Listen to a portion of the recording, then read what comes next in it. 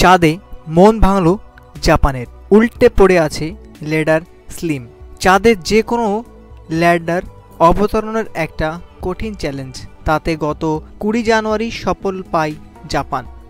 বিশ্বের পঞ্চম দেশ হিসেবে বিরল সাফল্য অর্জন করার পর জাপানের মহাকাশ গবেষণা সংস্থা জ্যাক্সা প্রাথমিক খুশি কাটিয়ে উঠতেই চিন্তায় পড়ে যান চাঁদে নামার ক্ষেত্রে। কিন্তু জাপান অন্য সব দেশের চেয়ে একটা জায়গায় এগিয়ে গেছিল।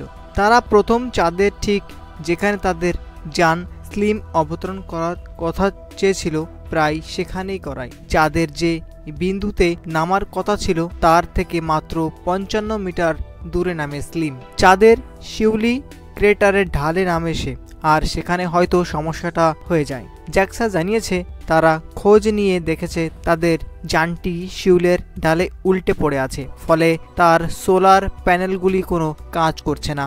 আর সোলার প্যানেল কাজ না করার মানে তার চালিকা শক্তি শেষ হওয়া। তাদের ল্যান্ডার উল্টে চাঁদে পড়ে আছে জানতে পেরেই জাপান দ্রুত তাদের ল্যান্ডারকে চালিকা শক্তি বন্ধ করে শক্তি বাঁচানোর চেষ্টা করে, কারণ তা বেশিক্ষণ থাকবে না। এখন জাপানের বিজ্ঞানীরা একটি আশা নিয়ে অপেক্ষায়। চাঁদের সূর্য উঠলে সেই সূর্য সেখানে 14 দিন টানা আলো দেবে।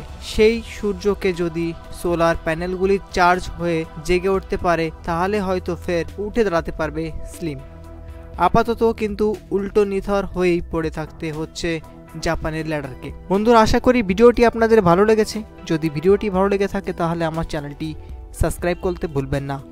আপনার একটা লাইক এবং কমেন্ট আমাকে আরও ভালো ভিডিও বানানোর উৎসাহিত করে। Thank you for watching.